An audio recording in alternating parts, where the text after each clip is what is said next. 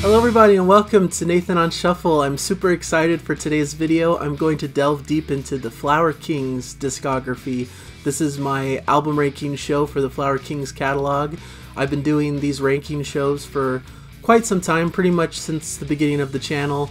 Every month or every other month I usually cover some prog band that I really love and care about and go through their albums and kind of give my thoughts of how their albums rank in my estimation.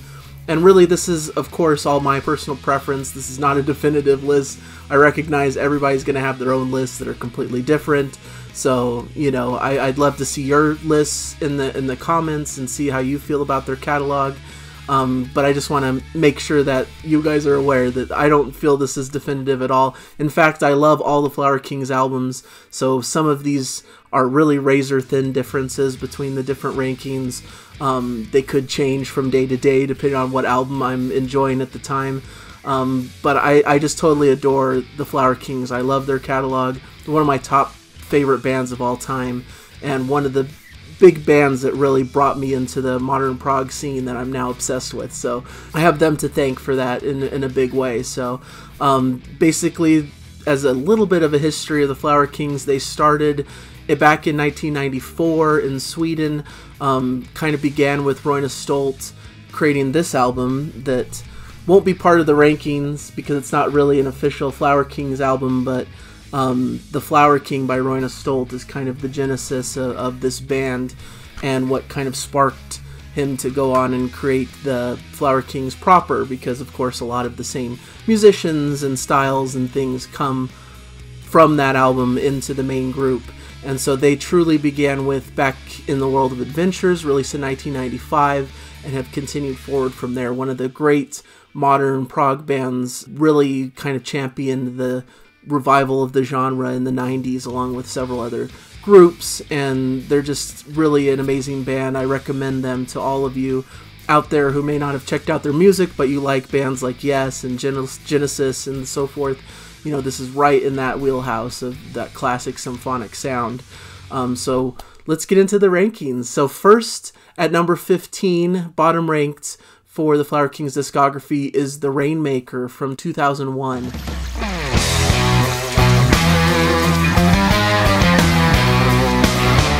I really like this album. For something to be ranked last, I think this is still a really good album.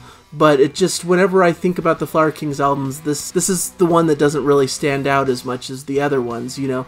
I feel like there isn't really a good unifying theme to the full album. Some tracks are better than others. There's some moments in the album that it drags just a little bit. Maybe it feels a little bit darker when I like my Flower Kings to be bright and sunny and positive and happy. But there's nothing wrong with the album, of course. It's solid, and there's some kind of hidden cool tracks on here. I like the longer tracks. Road to Sanctuary is really a great track. City of Angels is kind of this fun, uplifting track as well. I love Last Minute on Earth is a solid opener that really hits hard and rockin' right out of the gates. Just really strong with some great, strong Hasse Froberg vocals. There's some amusing, kind of funny little songs, like Elaine is this kind of poppier song with some humor and some jazz touches. Sword of God is a great rocker. Serious Dreamers is kind of a fun little dreamy song. Just a really cool mix of different sounds and styles. But to me it felt more like a transition album between what came before it, which was Space Revolver, and what comes after in Unfold the Future. And so, you know, it is them kind of experimenting a little bit and doing things a little bit different, but it doesn't quite match the heights of what comes before and after it. Two albums that I think are some of their better ones in their catalog. This is more of a transition, and I think they're finding their footing a little bit into their new sound and kind of experimenting with some heavier stuff, experimenting with some jazzy stuff, and kind of incorporating more modern touches to some of their flowery symphonic style that had come before this. But still a solid album. If this is your lowest ranked album, this just shows how strong their catalog is. So moving on from there, we get into number 14, which for me is Retropolis from 1996.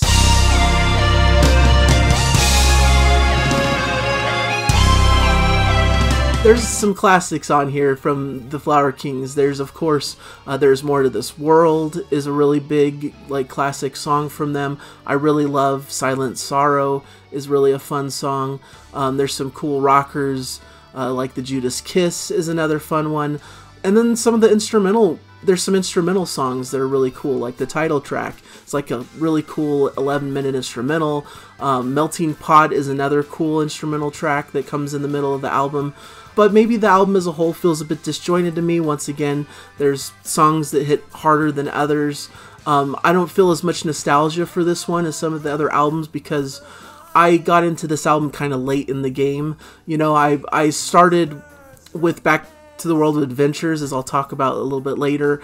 And then I started going with the ones that had come out more recently at the time I discovered them, which was around the time of Unfold the Future, and kind of worked my way backwards. So Retropolis kind of ended up being one of the last ones I heard in their catalog up to that point. And so it didn't connect with me nearly as much. It feels like a little bit older and more dated than some of their other albums. But I do really like it, and I like that they added Hasse Froberg on certain tracks on here to kind of give that classic sound that I'm used to with the kind of multiple vocals with Royna Stolt and Hasse Froberg doing vocal duties. So really another solid classic album from them. I just didn't connect with it as much as some of their other albums to come after this one. So that's basically why it's ranked at number 14. So at number 13, getting to a more recent album, recent-ish, is Desolation Rose from 2013.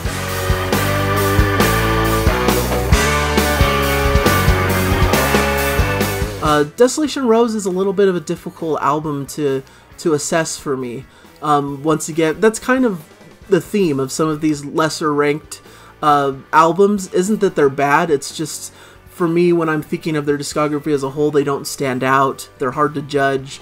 They kind of have some good stuff on them, but some forgettable moments for me, personally at least. I know some people really love these. I know Desolation Rose in particular has its fans that think it's really strong, and I like the fact that it feels like this kind of long, singular piece of music. It feels like this kind of flowing, epic kind of track that flows throughout the album. It's about a 60-minute album, the main album, and it does have that feeling of being conceptual and a piece where each track kind of leads to the next, which I love that kind of feel to it.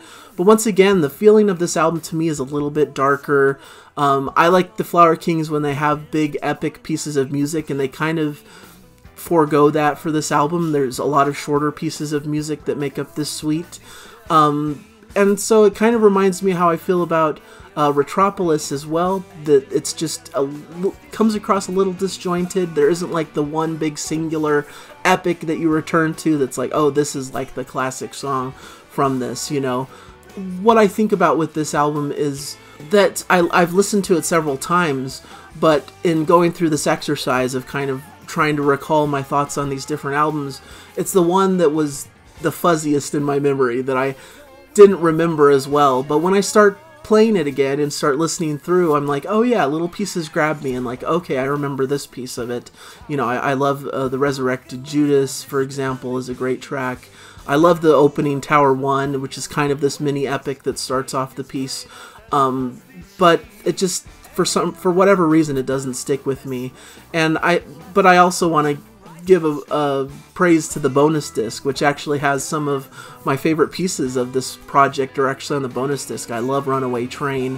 Has always been one of my favorite Flower King songs. So maybe that's part of why I rank it low too, is because it's kind of odd to me how some of the best tracks migrated to the bonus disc, and why aren't they on the main disc? Maybe there's, you know, an indication that this could be reshuffled a bit and reassessed, but it's still solid. It's still really great, and I know there's people that really love it, so I don't want to detract from people who think it's really well-constructed piece. I think there's definite strengths to it. Just for me personally, it just never seems to connect as much as I wish it would. Alright, number 12. We're moving to Paradox Hotel from 2006.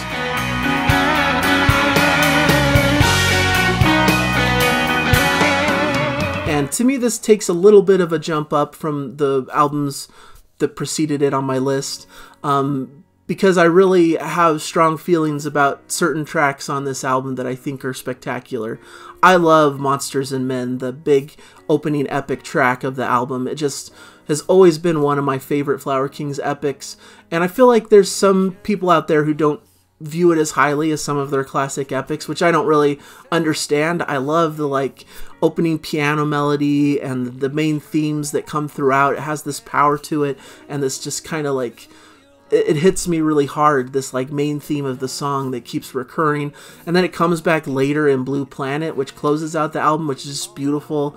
I love Blue Planet as well. I think it's the perfect closing track to this album. It just has this really expressive guitar solo and really expansive, and it really is a beautiful, touching finale to this piece. And I love Minor Giant Steps, which is kind of a mini epic that starts disc 2, but I think there's a lot of, some people call it filler. I don't really like calling it filler because a song that doesn't connect with me may connect with someone else, so it's hard to have a consensus on what is a filler track. You know, tracks that essentially just kind of pad out the album length and don't have much substance. So I wouldn't call it filler, but there's a lot of tracks on here that just don't grab me. Just for some reason, they're just kind of oddball or just strange, and just I can't really connect with them as much as I hope. Lucy Had a Dream isn't really my favorite. There's some Beatles-esque kind of stuff in there. I think that's, you know, Lucy, like Lucy in the Sky with Diamonds.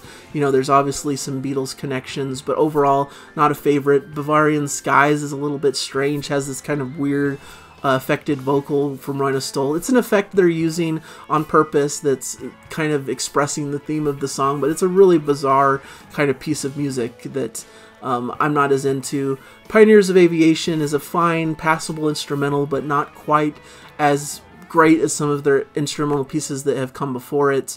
So the middle of the first disc can kind of drag a bit with some of these tracks that just don't really connect with me, but there's some great highlights as well. You know, I love End on a High Note, which I think is the perfect uplifting, positive, kind of Yes-like song to end disc 1.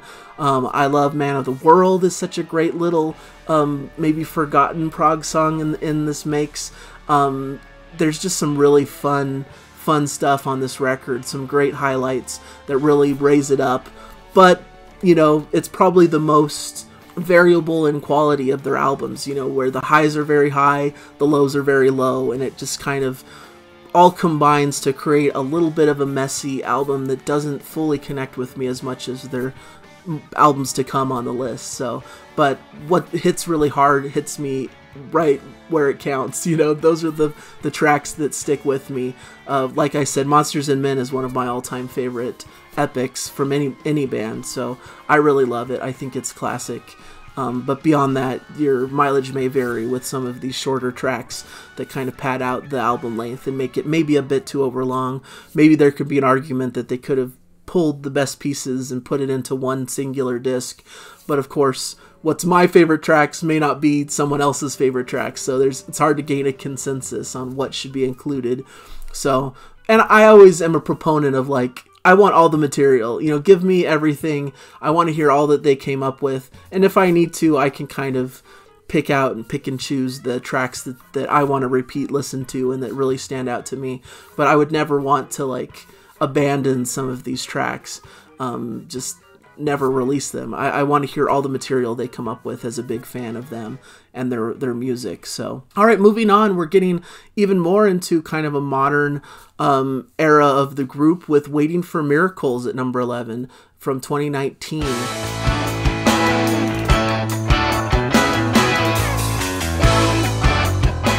So this kind of jumpstarted this new era of the group that starts in 2019 and continues onward with Islands and this year's By Royal Decree. It's kind of a newish lineup to the group. Of course, we have Roina Stolt, who's always the head of the ship here. He's always the biggest presence on all of these albums, but we also have Hasse Froberg and Jonas Reingold, who are of course mainstays of the group.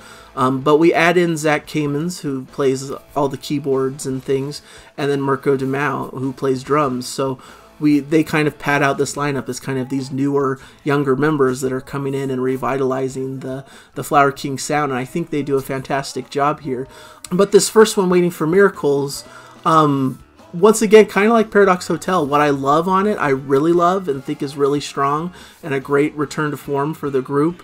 But then there's tracks that don't connect with me as much. And I think most of the strong tracks for me personally are on the first part of the album, and then it kind of dips in quality as it goes, and it kind of fizzles out a little bit towards the end from my perspective. And the way the album's structured has always struck me as very odd. Like, there's this longer disc 1 that's like a little bit over an hour long, and then there's this shorter disc 2, which is like 20 minutes, you know, and it's like, is this disc 2 meant to be kind of a bonus album? Is this like a double disc album? But why is the first disc like 3 times longer than the second disc? Couldn't they be combined? You know, it's just a little bit over what a normal CD length would be. Could they have cut it down by just like 4 or 5 minutes and made it into one disc? You know, I don't know if there's marketing reasons behind it or why it was split up this way, but it's really odd to me how it's constructed that way, and it leads to a very strong disc 1 and a very kind of weak disc 2 that feels more like a bonus disc to me. Although disc 2 does contain some great pieces, especially We Were Always Here has struck me as one of their better modern pieces of music. I really like that track that kind of ends the second disc. But I really love Black Flag, Miracles for America, Vertigo, these big kind of near 10-minute songs that kind of open up the first disc of the album. I really think it's them standing out in a great way and really showcasing this new era of the group. But after that, you know, it kind of gets a little bit less exciting for me with the bridge and Wicked Old Symphony. Kind of fun little poppy song, Wicked Old Symphony. Rebel Circus is kind of a cool instrumental track that's kind of fun. But after that, it's just, you know, I don't know. It just kind of weakens with, you know, Sleep with the Enemy, The Crowning of Greed, even onto disc 2 with Spirals. I just, for some reason, these pieces don't connect with me so much as the beginning of the album does. But it was really exciting at the time to get new Flower Kings music, because I was worried that the band was kind of done after Desolation Rose. But it's cool that they came back for this album, and then they continue to really develop with this lineup, as we'll see with some upcoming picks for their next couple albums. So moving on into the top 10. Number 10 for me is Adam and Eve from 2004. It shines even brighter for each single day. We're climbing the ladder. This is another solid album, and I like that it's, you know, once kind of compact into one disc, one piece here. Of course, it kind of stretches to about the maximum length of a CD, so it's still a pretty lengthy album. And I love, once again, this is kind of a common theme with me with the Flower Kings. I love the epics. I love Love Supreme. I love Driver's Seat. I think they're incredible pieces of music that are really standouts in the Flower Kings discography. It's the middle tracks that kind of vary in quality. You know, Vampire's View is kind of silly and campy to me.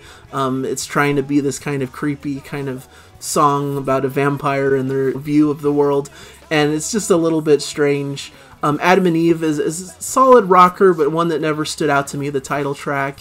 Starlight Man is a fun little kind of poppy song in the mix here. Timelines is kind of good and in pieces, but a little bit disjointed. It has like multiple kind of different sections to it. Once again, a bit of a mixed bag of an album for me, but I really love the opening and ending of the album, essentially. I love Love Supreme, and then Driver's Seat leading into The Blade of Cain, which is an incredible, you know, instrumental sort of outro to the album.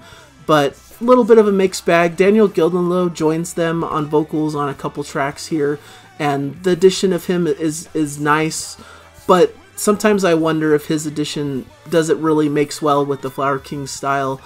He's also on Unfold the Future as well, so he had this little stint with the group with these albums, but sometimes it's a bit jarring to me because I get used to the vocals of Hasse Froberg and Royna Stolt, and I like their kind of dynamic, and bringing in an additional singer to that is a little bit jarring to me in certain aspects, but I really do like the album as a whole. It means a lot to me because this is the first album that I listened to once I got into the Flower Kings. When I was into the Flower Kings, I got into their music, and their latest album that had been released was Unfold the Future. So now that I had become a massive fan, had collected all of their previous albums, this was the new one coming out that was going to be my first album to get to listen to along with all of the fans for the first time as it was released, to get into the hype of the upcoming new album release. And it was really fun to be excited about it, and I really loved it at the time. It meant a lot to me, and it kind of was during this period in my life that is really significant to me, that I think back to, of this like age when I was just graduating high school, just to date me a little bit, and moving into kind of my college age and really embracing this progressive rock that had meant so much to me, and really defining this style as the music that I was going to be into and be obsessed about. This was an album that kind of signified that, of me really embracing this style of music and being excited for new releases from prog bands. So, alright, so moving on to number 9 is Islands from 2020.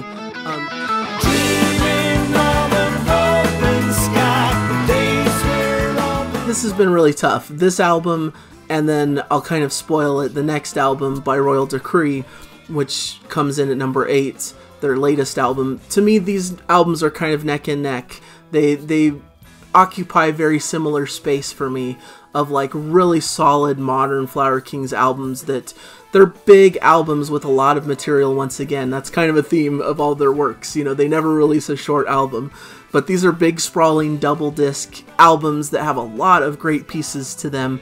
But I've had to work a little bit harder to connect with them, you know, because of the expansive nature of the material, that there's so much there. Sometimes it's hard for me to grasp onto, and I'm still kind of learning these albums and still developing my thoughts about them, since they're the 2 latest ones, and there's just so much to digest that it's taking me some time to get into them. So my thoughts on them are still kind of in flux in a sense, but I feel very similar about them, so they kind of rank very closely here. So we'll start with number 9, Islands. When it first came out, I will admit I was a little bit disappointed in it, because it had been billed a little bit as kind of this big concept album piece. I thought it was going to be this like overarching story with different, you know, movements, and that it would feel like one continuous piece of music and be this big sprawling concept. And I was really excited for that, for the band. I thought that would be a really cool feature. But when I got the album and listened to it, it didn't really feel like a concept album. It felt like just a collection of a variety of different pieces of music that didn't really seem to have much of a connection. So that really made me confused at the outset, and maybe made me inclined not to like it as much as I thought I would. But as I've listened to it over and over, and kind of have come to terms with what the album actually is, I find it to be really strong. There's so much great material. Disc 1 is practically perfect to me, as from start to finish. I love so many of these tracks, and they're all standouts to me, from the beginning of Racing with Blinders On to From the Ground. Black Swan is a great kind of almost poppier song. Morning News is a fun kind of more lighter ballad style.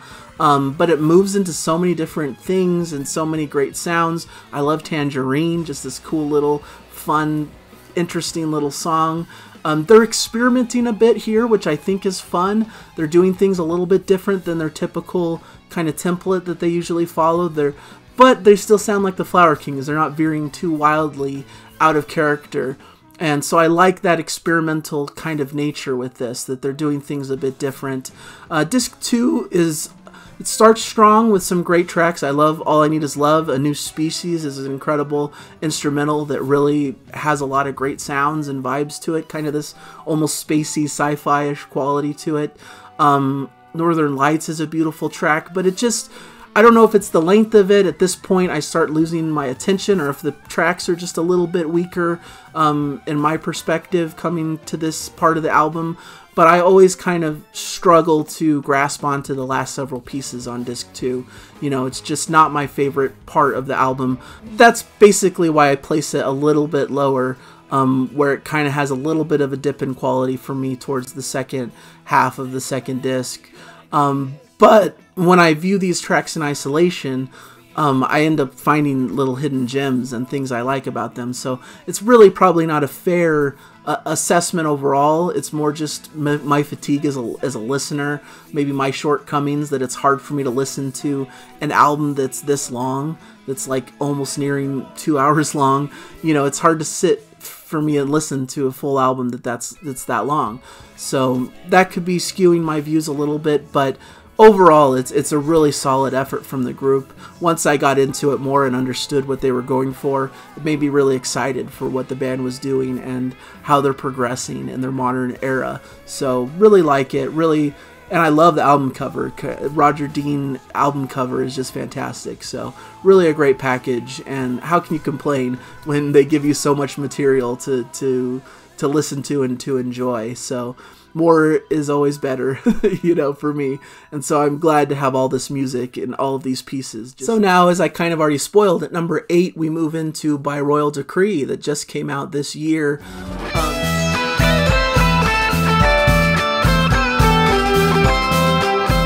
This is a fantastic album, and it's very new, so its placement is very, you know, not solidified on my list. It can move up or down depending on how I feel about it as I continue listening to it. But my thoughts about it right now is that it's a super solid album that fits right here, kind of right in the center and middle of their discography rankings. It's super excellent. It sounds great. The production's great. It has the same structure as Islands, where it's this kind of double disc with a lot of material to go through. But I kind of prefer it just slightly, at least for now. I don't know if it's just the newness factor, that it's kind of the new, fresh, and exciting release that I'm still getting into, or if it just is a little bit more palatable as a full listen. I think it's a bit shorter than Islands, even though it's also a double disc, you know, double album, but it feels more digestible to me, and I appreciate that they're kind of hearkening back to their kind of classic sound. I believe a lot of these pieces were brought back by Roy Stolt from the early days of the Flower Kings, stuff that he had written but never released as Flower Kings music. So it has this kind of classic Flower Kings vibe, which I really like. It's kind of a cool melding of kind of the new version of the Flower Kings, but also hearkening back to their kind of glory days as well. So it's a cool dichotomy for a Flower Kings fan, and I almost hear little Easter eggs throughout of like touchstones from their previous catalog that are really fun for me as a fan. But I do like Islands for its experimental nature, so, you know, that's why, like I said, they're pretty neck and neck. I like both what they're doing, so they're very close, but I've just been really liking By Royal Decree. I really love The Great Pretender that opens up the first disc. Blinded is such a great little kind of almost mini epic with a big epic ending. I love Peacock on Parade leading into Revolution is one of my favorite pieces on the album. And then the second disc just continues strong with Time the Great Healer. I love the last kind of suite of songs, starting with The Big Funk all the way to Funeral Pyres. It's just classic Flower Kings. It feels like them really embracing the spirit of the band from back in the glory days, and I really like it as a fan, and hearing that classic Flower King sound, and it just gets better and better upon repeat listens, so really rises up in my estimation as I continue to explore and continue to enjoy it. So please check out my full review of it to get more complete thoughts about it, but really solid, and I think based on the strength of the albums that are to come on this list, that it sits in a very solid spot on this list, and there should be no shame to be sitting here at number 8 amongst so many great albums from the band. So moving on to number 7, this is going to be their first official Flower Kings album, Back in the World of Adventures, from 1995.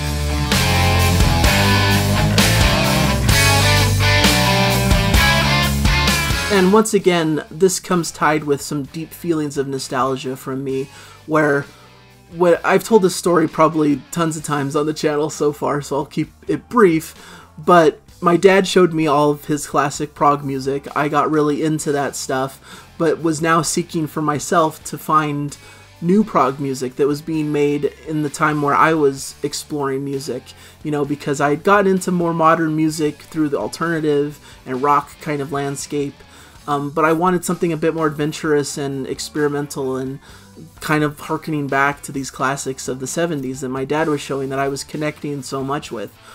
And so I came across Transatlantic, and of course the bands that make up Transatlantic, which one of them is the Flower Kings. I downloaded a track from each of these different bands and showed them to my dad and said, hey, you know, you showed me your prog music, let me show you new prog music that I'm coming across that I think is interesting. So we listened through a track from each of these different bands, and for us, the tracks that stood out were the one from the Flower Kings and the one from Spock's Beard.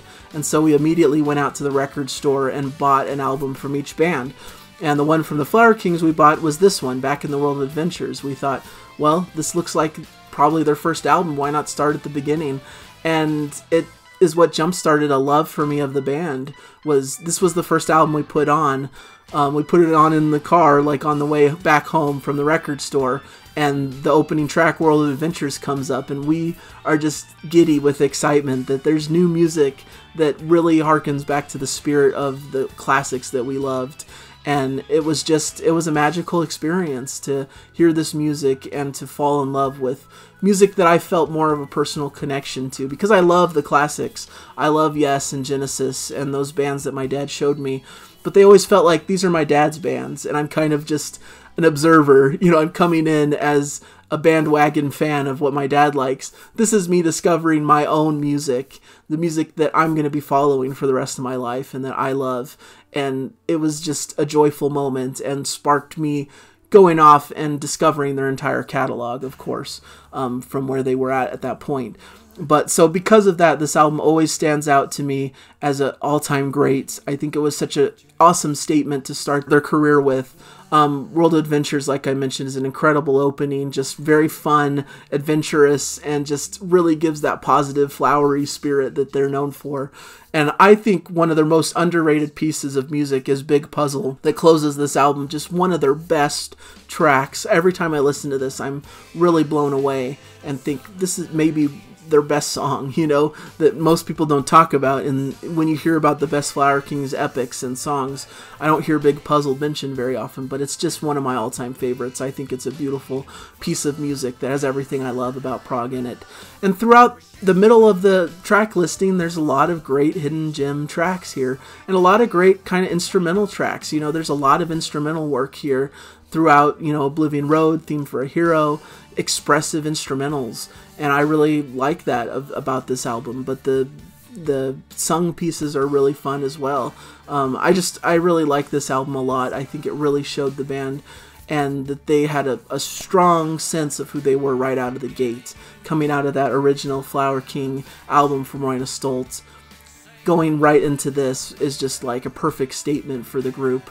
And kind of an exciting thing to mention here is that they're reissuing this on vinyl and on CD coming up soon. I've already pre-ordered Back in the World of Adventures as well as Retropolis, and the hope is they're going to continue to do this for the whole catalog, because many of these albums are just not available on vinyl. They were either never put on vinyl or just are unavailable now because, you know, they become out of print over time.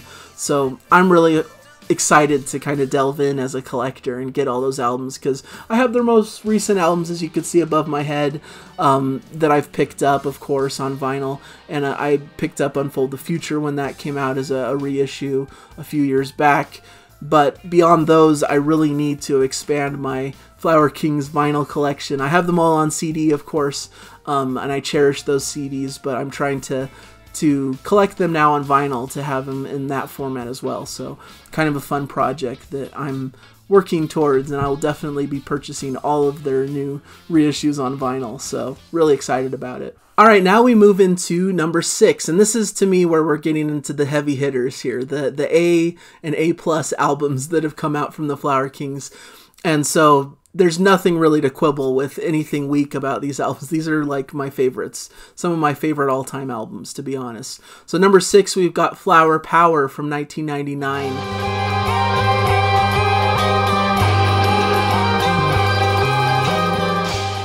This is just perfection in music. The first disc especially, the Garden of Dreams Suite, is one of my defining pieces of music for my life. You know, it's this 1 hour sprawling, expansive epic that goes through several different movements, and it just goes from strength to strength, has so many standout instrumental sections, so many standout vocal moments from both Roine Stolt and Hasse Froberg.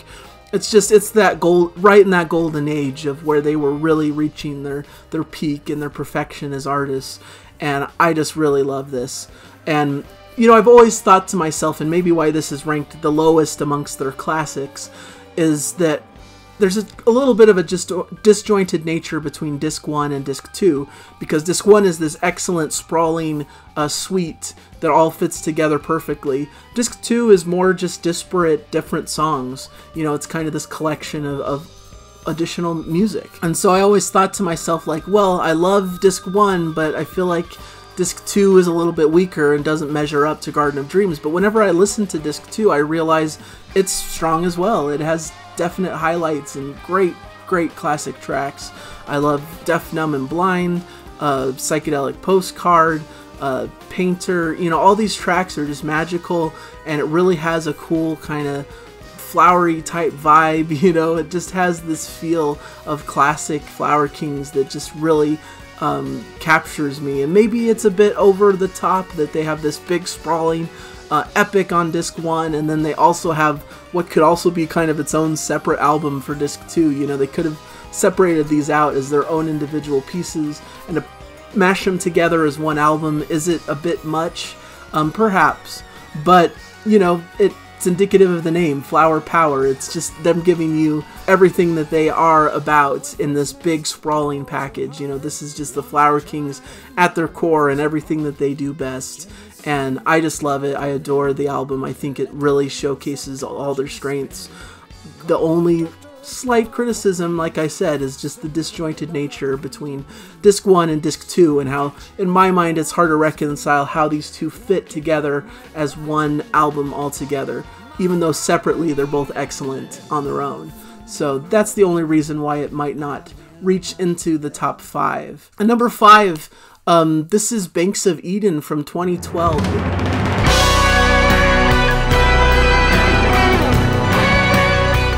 Maybe one of my most surprising placements compared to a lot of other stuff on the list.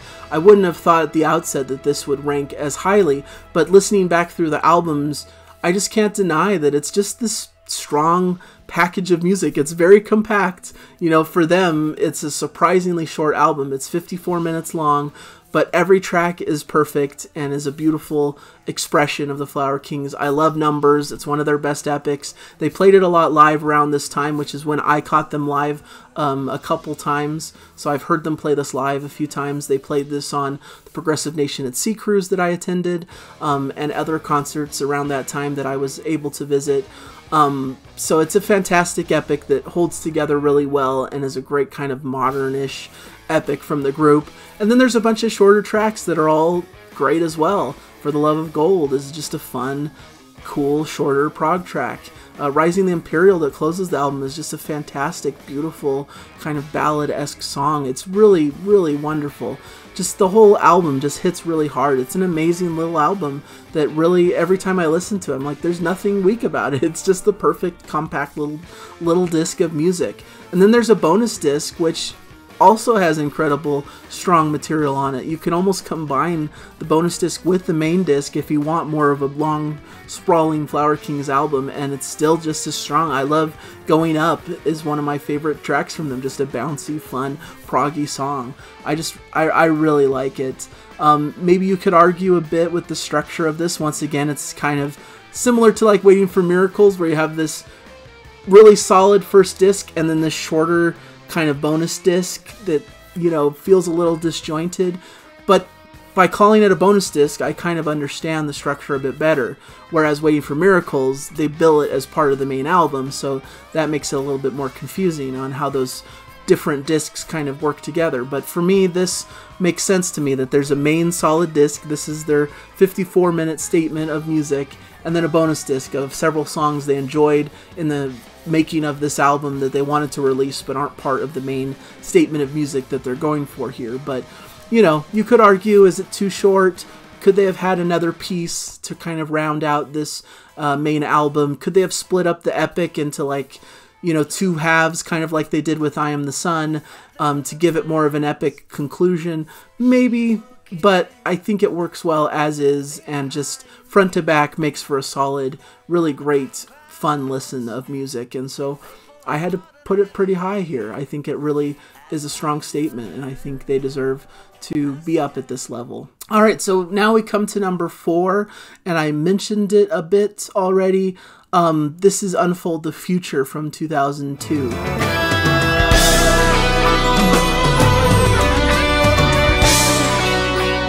And once again, I have kind of a special personal story to this one, which is partially why it ranks pretty highly. I got this album as a gift from my grandparents, of all things. You know, for a few years there, my grandparents would send all of us grandkids kind of a blank list and said, you know, list out what you'd like for Christmas, essentially, you know, give us your Christmas list. And they were pretty clear, like, you know, anything goes, put whatever you'd like. And I was, of course, like really obsessed with prog at the time. And so I put a couple prog albums, and I felt odd doing it because I was like, you know, my elderly grandparents, they're not going to know how to search out prog music that's really obscure and different. You know, it's hard for me sometimes to go out and locate these types of albums because they're a bit more obscure and off the beaten path. But I put it on there because that's what I was truly into and really wanted. I put Unfold the Future by Flower Kings, and I put Snow by Spoxbeard, the two recent albums that I hadn't quite acquired yet as I was going through these bands' catalogs. And lo and behold, when Christmas rolled around, I got both of these albums from them, and I was blown away that they were able to find these and give them to me as gifts. Albums that I'm sure they had no idea what in the world they even were. You know, they're not into that kind of music, obviously. But it was really special to me, and it made that Christmas really special that I got these two major prog albums that have become ultimate favorites of mine over the years, and it all stemmed from my grandparents and them wanting to, you know, give us grandkids something that we would really like. And it was just a really special memory. I don't know, it's kind of a weird, maybe a little bit of a weird like tangent of a story, but I really just have fond memories of opening those gifts and being like totally blown away. Like, how in the world could my grandparents have found this obscure prog music that only I like? And like, because at that point it felt like I was the only person in the world that knew about this music, because no one in my sphere of friends or anyone else knew anything about this kind of music. So it was before I had really uncovered kind of the online fan base, you know, at that point. So, but because of that, this album really has always stood out to me. I love it's once again, it's a big sprawling double disc effort. So there's a lot of material to digest here. So some of those same criticisms of those other double albums could probably apply here. You know, are there things that can be considered filler material that aren't as strong? Is it hard to digest as an entire piece of music? Yes, and yes, you know. But it's just, it has that nostalgia to me, and to me the songs that are strong are just transcendent in their catalog. I love The Truth Will Set You Free, maybe my singular favorite epic from them. It's close, there's a lot of contenders, but I just think it's a really great piece of art that they constructed here that just goes through so many different movements. It really encapsulates like everything that the band is about in one 30-minute piece of music that I just can't get enough of. And there's a lot of cool shorter tracks, you know. I love Black and White is such a fantastic track. I love Grand Old World, kind of has this big epic feel to it, kind of this laid-back ballad-esque proggy vibe. I love Devil's Playground, once again, the epic that closes the second disc. And in between here we have something like Silent Inferno, which is an incredible mini-epic. And throughout the other pieces, they're kind of doing these experimental jazzy kind of stuff, and your mileage may vary on that kind of stuff. For me, sometimes the free jazz kind of chaotic nature of some of that stuff, like that you hear, what is it, Devil's Dance School, for example, Soul Vortex, you know, these are just really kind of wild songs for me that are hard for me to just sit and listen to on a listen. But I like the experimentation that they're going for, and it gives this kind of album a cool, modern, jazzy kind of vibe that shows the band really trying out new things, really kind of delving into new styles, and it comes with some great results. And I just really love it. Probably the only piece of the album that's a little bit weaker to me is the Genie in a Bottle, Fast Lane, Rolling the Dice kind of section there. It's fine, but once again, the inclusion of Daniel Gildenlow is a bit jarring to me. And it just doesn't feel like it has the same spirit of some of their classic pieces.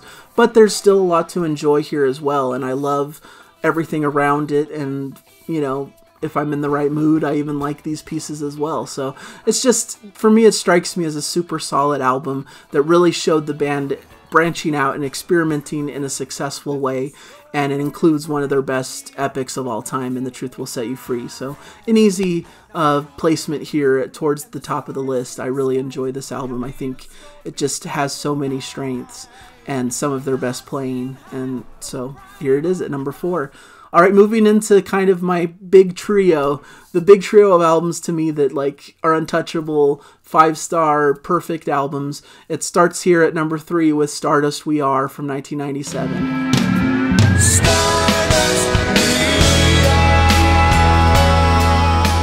Just glorious music. This is what really, I think, catapulted me to absolute fandom when I came across this record. It's once again, you know, it's the Flower Kings, so it's a big, sprawling double disc effort, but there's so many strengths, there's so many great tracks throughout these 2 discs, and it has that classic symphonic style that harkens back to like Genesis and Yes, but also infuses some of their own spirit into it. To me, this feels like a prog classic on the same level of like, you know, Close to the Edge, you know, Selling England by the Pound, and those like big classic prog albums. This to me sits with those albums as one of the more modern prog classics of the genre. Just so beautiful from piece to piece, so many great things going on. In the Eyes of the World is just so classic. Just This Once I love. And there's some instrumental pieces that are really beautiful. Circus Brimstone is them just going all out crazy with instrumental work. I love The Merry-Go-Round. It's just such a fun little piece of prog music. And there's just so many strengths throughout the album, but what really sets it apart to me and puts it in this higher tier is, of course, the big epic Stardust We Are is just probably their best epic. If you're trying to like look at objectively what is the one piece of music that they've made that has stood the test of time amongst their fans more than anything else, I think this is what you look to as Stardust We Are, and it's classic for a reason. It's just a beautiful piece of work. Just goes through so many different movements and feels and styles, has kind of the joint Royna Stoltz sung sections and Hasse Froberg sections. It has this beauty and majesty about it. It's just really a perfect track. I really love it, and what's cool to me about the album is that you're kind of led towards this big epic conclusion all throughout the album. You hear little touchstones and pieces of themes that are coming up with Stardust We Are that get you primed and ready and excited for the big epic that closes out the album. I just think it's structured really well and just showcases the band in all of their symphonic epicness. You know, it's them being themselves to the fullest degree, expressing themselves in this big expansive format, you know, not cutting themselves down or editing themselves, but really showcasing all that they're about in such a big epic way. And I think this album kind of catapulted them to the next level as great prog master artists in the genre. So that's why I love it. It's number 3. At number 2, we move into Space Revolver from 2000.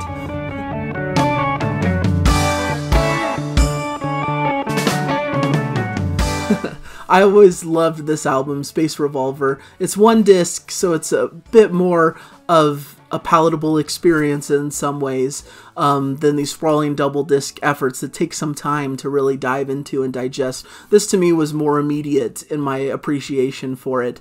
So it's kind of like it has that classic sound, that classic Flower Kings vibe I was just talking about on Stardust We Are, but it it distills it into one compact piece of work that works really great as one just compact album that I can listen to from front to back and just enjoy all the way through. There's nothing here that's filler material. There's nothing here that I would remove from the track list. It's perfect as is. Every track hits hard and is just a gem for me in their catalog. I Am the Sun, once again, I've said this like 4 or 5 times throughout this show, but I Am the Sun is possibly my favorite all-time Flower Kings work of art. You know, and I love how it's split up between the 2 parts to start the album and end the album. It makes it feel like this work that bookends the album and is something that gives it kind of thematic resonance, that you start with this piece of music and you end with the conclusion to that piece, and in the middle you get kind of a smattering of different music that kind of fits in the same world and vibe and feel. I've always loved the opening, I Am the Sun. In fact, this is that first song I downloaded from the band when I was, like I talked about how with Transatlantic, I discovered them and downloaded a piece of music from each of the individual bands that made up Transatlantic.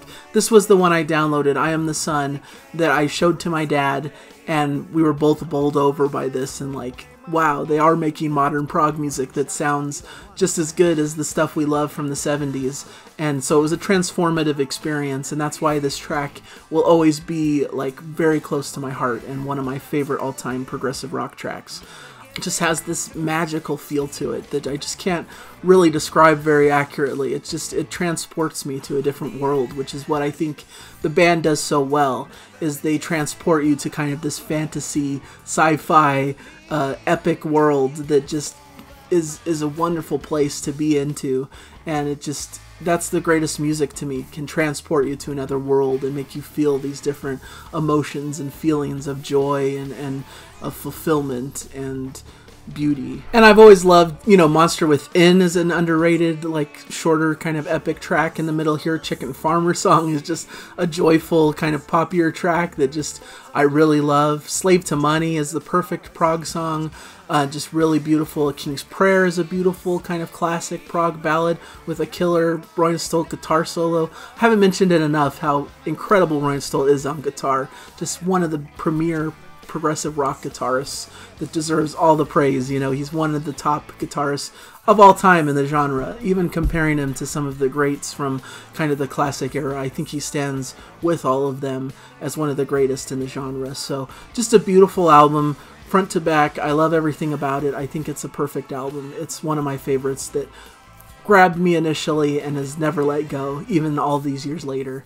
But there's one album that beats it for me, and this is maybe once again a personal choice. Wouldn't be everyone's choice, but I think a lot of people are coming around to the brilliance of this. Number one, without a doubt for me, is The Sum of No Evil from 2007. I'm right beside you when you dream alone. One of my all-time absolute favorite albums. I think it's a perfect prog album. It's always been like my top 5 albums of all time, top 10 albums of all time. It's hard to say, but it's always in that mix for me of one of my all-time top favorite albums. I think it's the Flower Kings perfectly encapsulating everything they're about in one album. It doesn't feel like overlong. It's one disc. It's not this sprawling double disc with a bunch of material. Well, I could pick and choose and remove this and that. No, every piece here is essential. But they give themselves room to grow and to expand and to do things in a big epic nature, which I think they're incredible at. There's like several epics on here or close to approaching epic length tracks. And it's a great statement of music. It's just perfection. Everything they do, it has that classic kind of feel to it, but it also has a modern edge to it of where they were at in these 2000s. One More Time just opens, it's one of the best album openers to me of all time. It's just so perfect. Has this kind of like beautiful quality, but with a little bit of quirkiness and fun in the mix. Love Is the Only Answer is one of their best epic tracks. I really love where this track moves and goes. It continues on such a fun direction.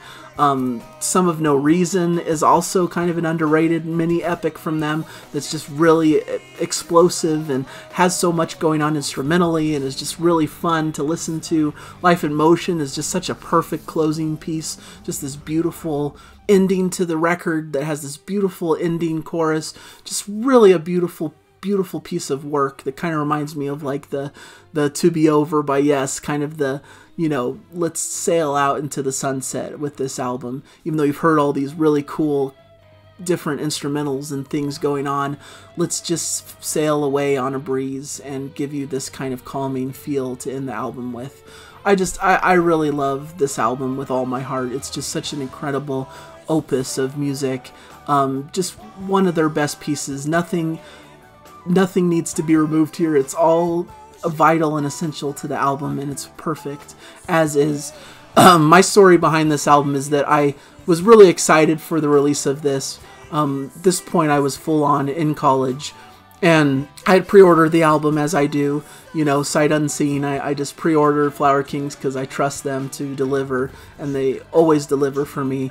But the album didn't come by release date, my pre-ordered copy, and I was just so bummed. I wanted to listen to it on release date. I had been primed and ready and excited, so I actually drove down to the record store in hopes that they would have a copy. I knew it was kind of, you know, risky because sometimes it's hard to find modern prog music. It was just like a chain store, you know, will they have this? But they ended up having the album in stock there, so I picked it up. Even though I had already bought the album and it was already on its way to me in the mail, I decided to pick up a second copy because I wanted to listen to it that day. And I put it on in the car immediately coming out of the record store and just was blown away from note one. Like, this is just speaking to me on every level. I'm so happy that I'm able to listen to this early, and it was just such a joyous experience to have that music playing for me. And it was in my car for like months solid, you know, and I'm not usually that way. I keep a pretty active rotation of albums in my car, but this one stuck in the player for quite a long time because I was just so obsessed with it. And I'm happy to have both copies now. You know, kind of the fun as a collector. The copy I pre-ordered was the big, like, kind of deluxe edition version, and the album that I bought in the store was just the standard kind of jewel pack version of the album. So I did get two different versions out of it at least, but I will probably buy a third version if they release this one on vinyl as part of this reissue campaign. So really love this album. I think it's perfection in prog. I really love it. And what was sad at the time was I felt like the reception of the album wasn't as big as it should have been. Like, some people were a little bit down on this album and were kind of the opinion of, oh, well, it's Flower Kings by numbers, they're not really doing anything different. And, you know, it was really depressing at the time that this album that was connecting with me so hard, that I considered the best work that they'd ever done, was being met with a little bit of a tepid response. I think over time it's starting to develop into becoming a favorite for many people, like it is for me. But I don't know the full details of everything, but I believe the reception of this was discouraging to the band at the time, to Royna Stolt, and it basically put the band on hiatus for the next 5 years. Luckily, they came back and delivered a great album in Banks of Eden, as I talked about, but just it was so depressing at the time that, to me, their best work that should have catapulted them into the next stratosphere and should have led to many more classics was actually a point of discouragement for the band, that it didn't get the reception they quite were anticipating. And so that always has stuck with me. Like, why did people not connect with this at the time when it was so immediate to me as a prog fan? It's hard to say, you know, different music connects with people differently, and some people just can't get into certain things, and it's just hard to really nail down the reasoning why. But for me, this is the Flower Kings at their absolute peak, and I've always adored this album. As one of my all-time favorites. So definitely wanted to highlight it as my number one Flower Kings. So there we go, the long journey through the Flower Kings discography, through 15 great albums. Of course, I didn't mention this one. This is Manifesto of an Alchemist, which isn't technically a Flower Kings album. It's more kind of this nebulous Roina Stoltz solo-ish. They built it as Roina Stoltz, the Flower King, to separate it a little bit from the Flower Kings proper, so I didn't include that. It would probably land lower on the list. I'm not as high on this one. I think there's a lot of pleasant, good material on it, but it just doesn't connect with me on the same level as the majority of their albums proper, so I decided not to include that one, or the original, the Flower King from Roina Stoltz, because it doesn't really have the official Flower King's name. So just to kind of give an explanation as why certain ones maybe were left off the list that you were wondering about. And of course I don't cover like live albums and things like that on these shows, just studio albums purely. So thank you guys so much for joining me. Hopefully if you've stuck it out this long, I assume you're a big Flower Kings fan like me, so thank you so much for joining me. Hopefully you found some enjoyment in my discussion of these albums and my passion for it. I love and adore all of these. Don't get caught in the weeds of like my nitpicky discussion of the first few albums at the lower part of the list. Really, I love them. There's no like weak albums in their discography. I own all these albums proudly, and I'm gonna pick every single one of them up on vinyl as they're reissued, so don't get it twisted. I love and adore this band and their catalog, and wish that they were talked about on the same level as like Yes and Genesis and all the classics, you know, ELP and all of the big bands that everyone thinks about as synonymous with prog rock. They should be in that category, in my opinion. So thank you guys so much for joining me. Sorry for the length of the show, but I really wanted to give time to this incredible band and give my full thoughts. So please subscribe if you like what I do here. I'm doing these album rankings about every other month is kind of the pace, because it takes a while to put this together.